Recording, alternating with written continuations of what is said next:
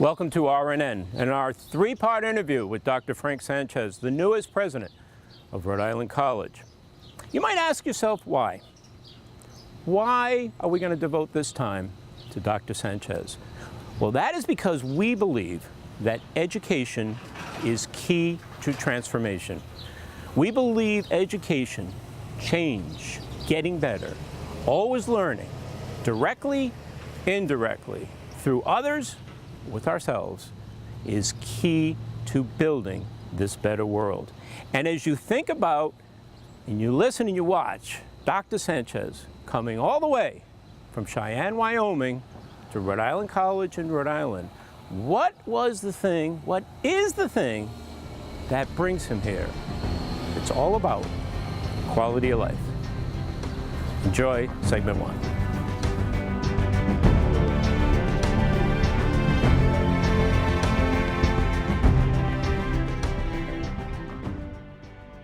I'm Peter Arpin with RNN, and I am back at Rhode Island College, this time with President Frank Snchez, who became the 10th president of Rhode Island College, the state's first public college, in July 2016.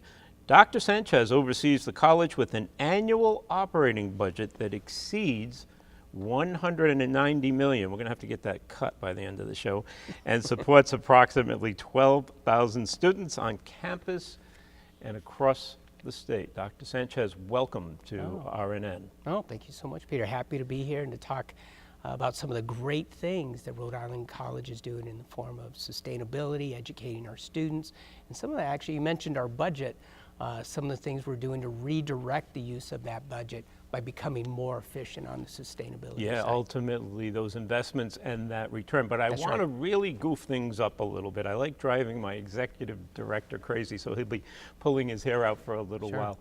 Instead of the flow of things, I want to switch it up because I am so excited about the Green Ribbon School Award from the Department of Education here at Rhode Island College. And I'm not going to try to take too much credit because I know that will drive your sustainability director crazy. But what an achievement. All we're going to talk about and how it culminates with a recognition like that. No, it's outstanding work. It really speaks to, you mentioned our director and coordinator of sustainability efforts, Jim Murphy.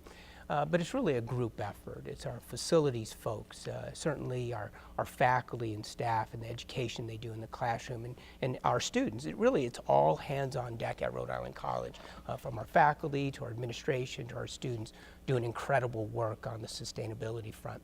But it's been years in the making, and to be one of 9 higher education institutions in the entire country to be recognized as a green school and to receive the Sustainability Award is very exciting for the institution. And I'm sure we'll have a chance to talk a little bit more of why that's come to be. Not only what has led to that, but now what a platform for growth, and what a wonderful opportunity for you to step into that momentum. But I do want to back up a little bit, talk about you personally. Grew up in Wyoming, absolutely beautiful place here in the United States. Absolutely. As you think back to those early days, how did that imbue in you a recognition, a feeling about nature, about the balance between our lives and nature, and how you might carry that personally? No, absolutely. You're absolutely right. I grew up in Cheyenne, Wyoming, and I tell you, from a very early age, we were very much outdoors people. We'd go fishing, we'd go hiking, we'd go camping. My dad would take us out in the Snowy Range area outside of Laramie, Wyoming, Saratoga, up to the Grand Tetons, up to Yellowstone, trout fishermen. And so we grew up doing that work, and it gave us kind of embedded in us a real value, a foundational value about respecting the outdoors, and enjoying nature.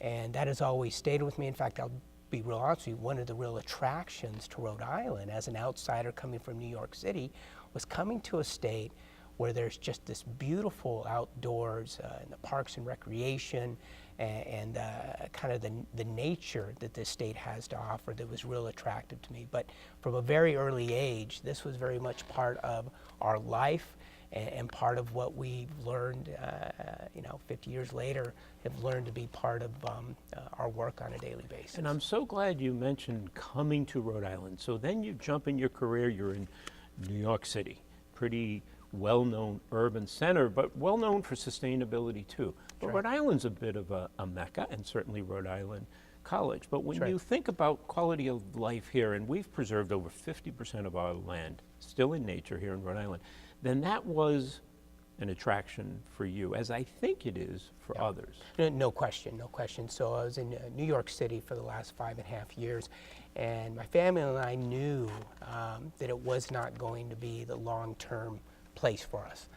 We wanted to eventually get to somewhere that felt a little bit more like the Rocky Mountain region, an area, and as I learned more about Rhode Island, and again, the beauty of the state and the outdoors, and certainly the people here. And the intellect around sustainability too, right? Absolutely. The value for sustainability, it fit real nicely. And on top of that, a lot of folks say, well, geez, you came from New York City and you came to Rhode Island. What was the connection there? And as I thought about it, the population I was serving at the City University in New York, this is, as you mentioned, an urban epicenter. The CUNY system is now the largest urban public university in America, 500,000 students. But working with the diversity of students, both in race, ethnicity, the international nature of those students, as well as the income diversity of those students, actually in many ways, the students here at Rhode Island College mirror that. 44%, 45% of our students are the first in their family to receive a college degree. 50% of our students are Pell recipients, meaning they come from the most modest mean income areas. And so great working class. It's a great working class, and I'll tell you, that was the connection for me. I knew I would be working at an institution that served that population of students. And then the bonus, really the bonus of that was that to work in a great and beautiful state like Rhode Island was the plus for our family. And it's kind of a nice mix too, right? Because as our audience knows, Rhode Island College sits in Providence, Rhode Island. Very nice urban center. Yep. And so you are surrounded, and there's a dense population. And so you factor in all those same issues around being in an urban center, but you have a little bit of an enclave here where you can do some things that tie back into having a campus. One of the things that I love to get, and thinking about your background, and of course your focus on education and bringing kids to the next level, define sustainability for us. Well, I think, there's a couple ways of thinking. I'll put it in the context of higher ed. I think there's several things that higher education institutions can do to show their value for sustainability, and it's really in the work that we do. One, clearly, I think higher education institutions have to look at how they can manage their systems better to have less of an impact on the environment, and at the same time actually see savings by changing the work that they're doing. So you should create a low carbon environment that is efficient as well. Absolutely. And that the kids will be part of. Absolutely, and that's the other piece. So not only administratively are there things we can do, but there's things you can do for your students, from whether it's an environmental club to offering environmental studies, and this is where your faculty can get involved. And as you may know, we've launched now a LEED lab here, one of 20 institutions in the entire country offering a 300-level course where students, so listen to this, students are going to be able to get certified in understanding the operations, not just the operations of buildings going forward in whatever discipline or wherever field at, but also in the maintenance of those buildings. Which is so key. Which is essential. So real hands-on experience. Yeah. It's going to be a stackable credential, so if they're getting a great nursing degree, they'll understand better through a sustainable lens how hospitals and those buildings and the physical plant run. Same with our teachers in educational settings. Same as our social workers, our industry leaders out of our School of Business. And so this is how I think, if you ask the question, how do we define it? It's really three parts. It's one, making sure we're reducing that carbon footprint and reducing our costs and managing our facilities better, where we're helping our students, and not just our students, but our faculty and staff live healthier lives. It's about health and wellness. And then finally, making sure we're educating that next generation of leaders, whether they're business leaders, they're nurses, or educators, making sure they have opportunities to become skilled along the lines of sustainability. And they're already inspired by it. They're already thinking. Oh, this generation, smaller absolutely, they're already spaces there. and different transportation systems and mixed use. But then what you're trying to help achieve is there's then this core strategy around teaching, educating, creating professionals that at the core have a sense of sustainability, giving back maybe more than they take. But really, is it an accumulation of talents then around living in the 21st century?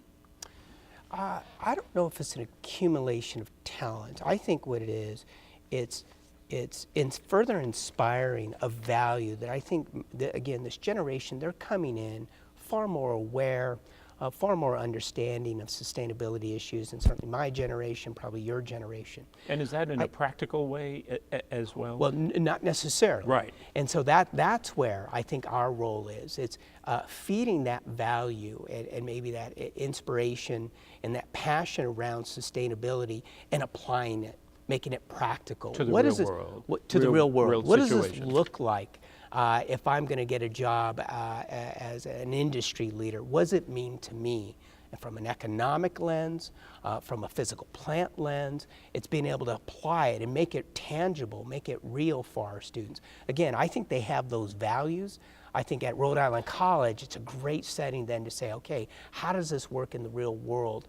And at the same time— So you take that value, turn it into a talent, which makes them a more valuable more asset. Competitive. That's exactly. More competitive. That's absolutely, no question, that's what happens. And they learn it now at a Rhode Island College in so many different places and venues. It can be, as you said, academic. It can be in buildings. It can be working in the green team. It can be interchanging with the community. Rhode Island College does a great job, as an example, of interrelating with the community. And you're absolutely right. It's far more than just making it available in the classroom. The LEAD Lab's going to do wonderful things within the curriculum to help make that happen. But it also, I think, is so important that higher education leaders model it as well. I want our Amen to that. I want our students not only to be able to learn in the classroom, but then say, well, I wonder what my school's doing about it. I want them to see, for example, we're converting every single light bulb in every single residence hall room into LED lighting, as well as in our recreation center. You know, over the next 2 years, we're going to save in energy savings about $2 million. Tremendous. Just by doing that. What a contribution as to the one state example. as well. Our buildings that we just renovated, in fact, it's just opened, our new Gage, our second largest academic building, is going to be bronze level certified, LEED certified. Our nursing education center is without a doubt going to be silver, possibly gold LEED certified, which is going to open in downtown Providence. We're even looking at the way air flows in our buildings now. As you know, like cars, what we've learned with engines and cars, the engine doesn't have to be running when you're at a stop sign or a stop light. The airflow is very similar. You know, a lot of the motors, and I can't think of the acronym they refer to it. In fact, I have a little, the variable frequency drives, which is the motors. Looking at the motors right now, they run in most buildings about 100% of the time. What we're realizing, they don't have to push out either heat or to push out air conditioning. And so we're looking at putting these variable drives to adjust, and once again, we're going to see savings if we're not having to run that motor 100% of the time. And there's a great point. So in a way, almost stealing technology from another industry or sharing that technology. I think about maybe the next evolution here, you start thinking about hybrid buildings. So battery storage, where you become really smart about when you use the grid, when you don't use the grid. But you're doing all the fundamental things, and I think it's a great thing to teach the kids. you're investing in efficiency, whether that's the grunt of HVAC and lighting, and then you start to think about intelligent systems for the buildings, and you start to think about renewables. In fact, I think you're doing something at Donovan. Yeah, so we're doing several things at Donovan and across the campus. We're certainly doing solar, putting up solar panels up in Donovan on the roofs. But you mentioned kind of getting off the grid, and we will be the only higher education institution in the country to be piloting its Omni LED technology. So glad you brought that up, because I don't know what it is. So what this technology is, it's based out of Portugal, and they've been working with some industries here in the country, but we're the only higher education institution in the country, and it's a lighting system. It's out in our parking lot. We have 2 lamps, and what they do is they leverage both solar and wind. Fantastic. To generate a battery that then is covered by a dome so it doesn't get wet, and we're piloting that right now. It's off-grid.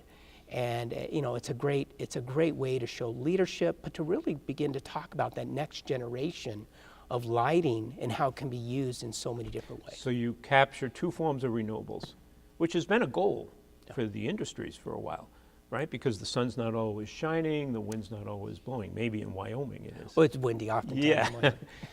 And then you integrate real high-end battery technology, and now you start to become really smart about how and when you use that lighting. Yeah, think about how many lamps are on college campuses just for lighting parking lots, buildings, walkways, and the future of that should be, right, it should be solar and wind generated. And again, it's going to show savings, bottom line, from us from an administrative side. I think it's a good technology to demonstrate to kids as well. I think microgrids, hybrid buildings, all those things are great things if they can learn about that in a campus setting.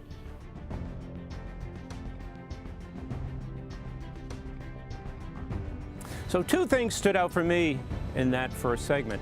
One, Dr. Snchez said, we need to make sustainability work in the real world, and we wholeheartedly agree. And to do that, Rhode Island College is making their kids more competitive. And that applies to all of us. We too must be more competitive, must be more fine-tuned, must be more efficient in this world that is in transition.